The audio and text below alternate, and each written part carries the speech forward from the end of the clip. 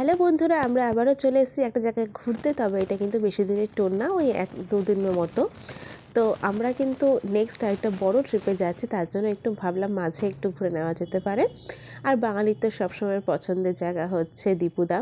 তার মধ্যে আমরা গেছিলাম হচ্ছে দীঘাতে। তো ফার্স্টেই আমরা বাসে করে চলে গেছিলাম দীঘা, যেহেতু ট্রেনের কোনো টিকিট পাইনি।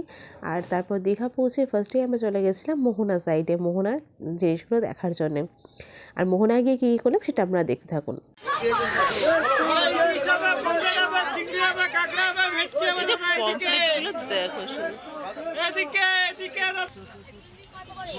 ওখানে যাবো না, ওখানে এদিক দিয়ে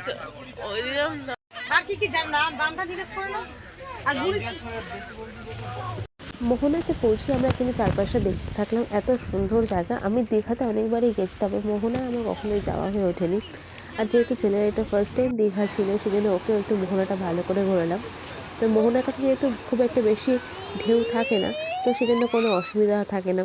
তো ও খুব মজা পাচ্ছিল সমুদ্রের ঢেউগুলো দেখে। তারপর বললো ও হচ্ছে ঘোড়ায় চড়বে। তারপর আমরা কিন্তু ঘোড়ায় উঠে পড়েছিলাম। তো ও যেহেতু একা উঠতে পারবে না, সেজন্য আমি ওর সাথে উঠেছি। আর ওর বাবা ভিডিওটা করছিল, তবে ভিডিওটা ওর বাবা খুব একটা ভালো করতে পারেনি।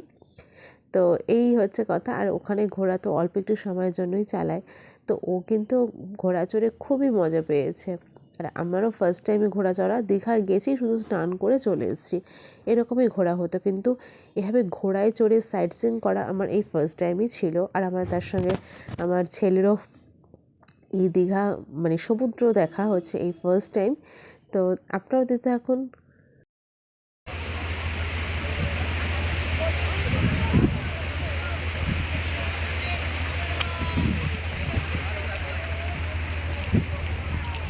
নামবো কি হবে আগে ওকে নামো।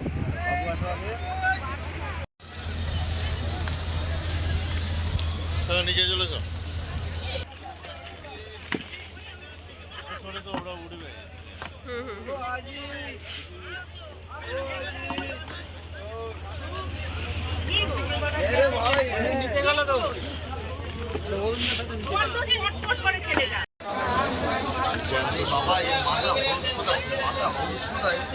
শঙ্কর মাছের লেজে চাবুক তৈরি হয়।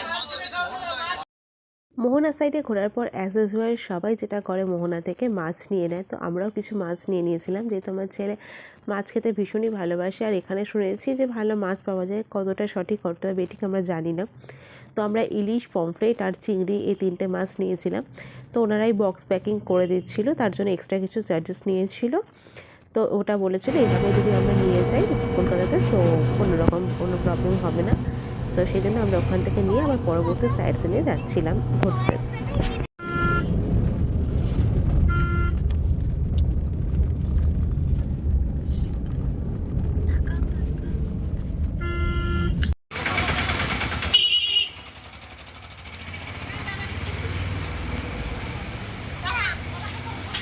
তাকাও তাকাও।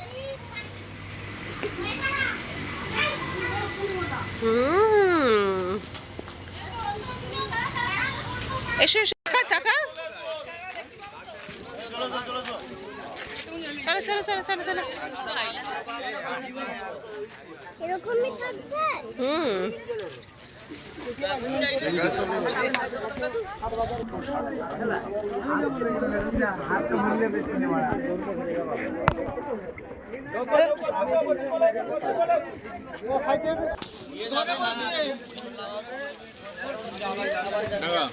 লাল কাঁকড়া কোথায়? দেখি দেখি, তাকাও তাকাও। যা বাবার সাথে, বাবার কাছে যা।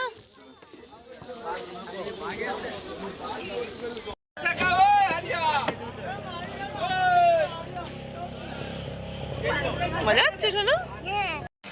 টাকা টাকা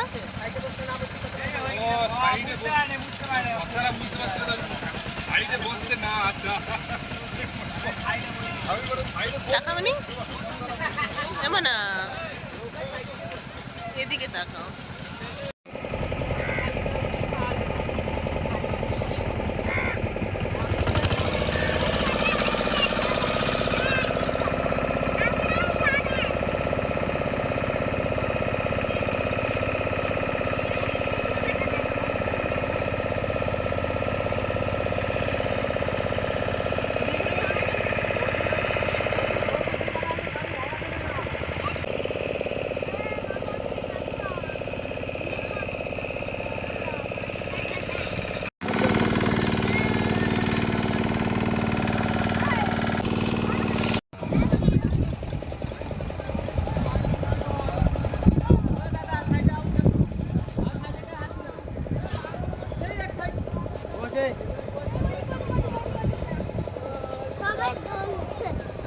এখানে আমরা নৌকোতে করে গেছিলাম লাল কাঁকড়া দেখার জন্য। একটা ওরা বিচ টাইপের জায়গাতে নিয়ে গেছিলো, তো বলেছিল যে ওখানে হচ্ছে লাল কাঁকড়া দেখতে পাওয়া যাবে, কিন্তু সেখানে তো লাল কাঁকড়া দেখতেও পাইনি।